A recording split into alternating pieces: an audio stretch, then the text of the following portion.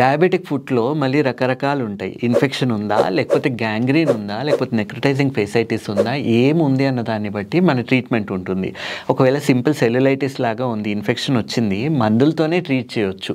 కానీ ఆ సెల్యులైటిస్ స్టేజ్‌లో ఒకవేళ టాబ్లెట్స్ మనం ఇవ్వలేదు, యాంటీబయాటిక్ కవరేజ్ ఇవ్వలేదు, షుగర్ కంట్రోల్‌లోకి తీసుకురాలేదు, వీళ్ళకి ప్రాపర్ గైడెన్స్ లేదు అన్నప్పుడు, వీళ్ళు చూసుకోలేదన్నప్పుడు యాబ్సెస్ లాంటివి ఫార్మ్ అయ్యే ఛాన్సెస్ ఉంటాయి. అప్పుడు యాబ్సెస్ ఫార్మ్ అయిందన్నప్పుడు ఎప్పుడైనా కానీ సోర్స్ ఆఫ్ సెప్సిస్ అన్నది తీసేయాలి. అవసరం పడుతుంది, సర్జరీ అన్నది అవసరం పడుతుంది, చీమ్ తీసేయాల్సిన అవసరం ఉంటుంది. అయితే అప్పుడు కూడా మనం ఇంటర్వ్యూన్ చేయలేదు, వీళ్ళు చూసుకోలేదు, వీళ్ళకి జ్వరం రావడం మొదలవుతుంది.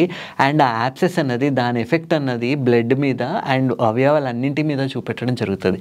లోకల్గా ఎక్కడైతే యాబ్సెస్ ఉందో అక్కడ మజిల్ మీద ఒత్తిడి పెరిగి మజిల్ అన్నది కుళ్ళిపోయే ఛాన్సెస్ ఉంటాయి. బోన్ మీద ఒత్తిడి పెరిగినప్పుడు బోన్ చెడిపోయే ఛాన్సెస్ ఉంటాయి. సో అది ఏ స్టేజ్లో ఉంది అన్న దాన్ని బట్టి సాధారణంగా మనం కాళ్ళని ప్రిజర్వ్ చేయడానికి, సేవ్ చేయడానికి ప్రయత్నిస్తాం. కానీ ఒక మోతాదుకి మించి డ్యామేజ్ జరిగిపోయింది, అది ఉండడం వల్ల మనకు హెల్ప్ అవ్వట్లేదు, ఇంకా లైఫ్కి రిస్క్ ఉందన్నప్పుడు దానికి ఏం చేయాలో దాన్ని అడ్రస్ చేయడం జరుగుతుంది. కొన్నిసార్లు టైమ్లీ ఇంటర్వెన్షన్ లేదు అన్నప్పుడు గ్యాంగ్రీన్కి ప్రోగ్రెస్ అయ్యి కాలు తీయాల్సిన పరిస్థితి కూడా చూడడం జరుగుతుంది. సో అందుకే డయాబెటిక్ ఫుట్ని అశ్రద్ధ చేయొద్దు. చిన్నగా ఉంది అన్నప్పుడే డాక్టర్ దగ్గరికి, సర్జన్ దగ్గరికి వెళ్ళిపోతే ఈజీగా కంట్రోల్ చేసుకోవచ్చు.